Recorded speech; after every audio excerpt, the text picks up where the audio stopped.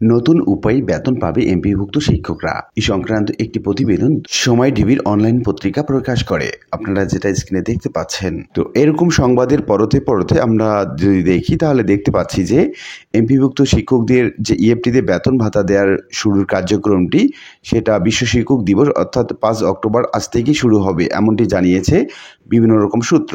আপনারা যেটা স্ক্রিনে দেখতে পাচ্ছেন বিভিন্ন সংবাদের বিভিন্ন রকম সূত্র দেওয়া হয়েছে।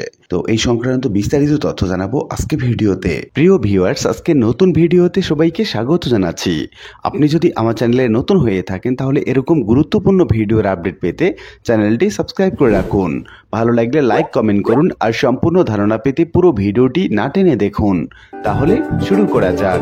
প্রতিবেদনে বলা হচ্ছে, সরকারি কর্মকর্তা কর্মচারীদের মতো এমপিভুক্ত শিক্ষকরাও এখন মাসের প্রথম দিনই ইলেকট্রিক ফান্ড ট্রান্সফার ইএফটির মাধ্যমে ব্যাংক হিসাবে বেতন পাবেন। আগামী 5 অক্টোবর বিশ্ব শিক্ষক দিবসে এই বিষয়ে ঘোষণা আসবে বলে জানা গেছে। বৃহস্পতিবার 3 অক্টোবর শিক্ষা মন্ত্রণালয়ের মাধ্যমিক এবং উচ্চশিক্ষা বিভাগের সিনিয়র সচিব ডক্টর শেখ আব্দুর রশিদ গণমাধ্যমকে এই তথ্য নিশ্চিত করেছেন।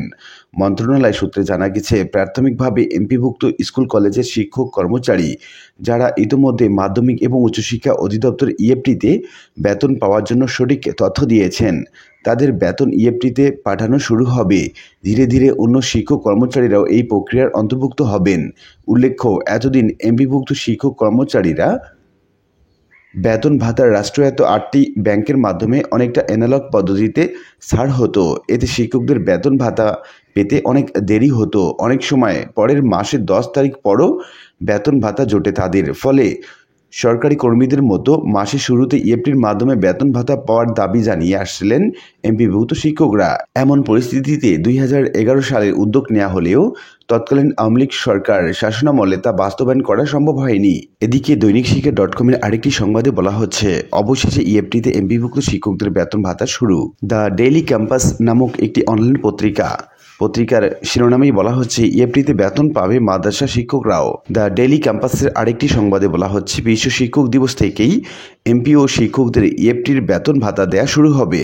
আমাদের বার্তা সংবাদে বলা হচ্ছে, ফের বেসরকারি শিক্ষকদের বেতন ভাতা ইএফটিতে দেওয়ার উদ্যোগ। আমাদের বার্তা সংবাদের আরেকটি সংবাদে বলা হচ্ছে, ইএফটিতে বেতন বিশ্ব শিক্ষক দিবসে এমপিভুক্ত শিক্ষকদের কর্মচারীদের উপহার। ইএফটিতে এমপিভুক্ত শিক্ষকদের বেতন বিশ্ব শিক্ষক দিবসে উদ্বোধন হবে। তো এরকম সংবাদের পরতে পরতে আমরা যদি দেখি তাহলে দেখতে পাচ্ছি যে এমপিভুক্ত শিক্ষকদের যে ইএফটিতে বেতন ভাতা দেওয়ার শুরুর কার্যক্রমটি সেটা বিশ্ব শিক্ষক দিবস অর্থাৎ 5 অক্টোবর আজ থেকেই শুরু হবে, এমনটি জানিয়েছে বিভিন্ন রকম সূত্র।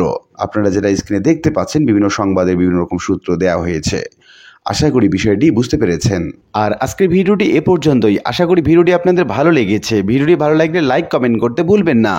দেখা হবে অন্য কোনো ভিডিওতে। সে পর্যন্ত সবাই ভালো থাকবেন। ধন্যবাদ।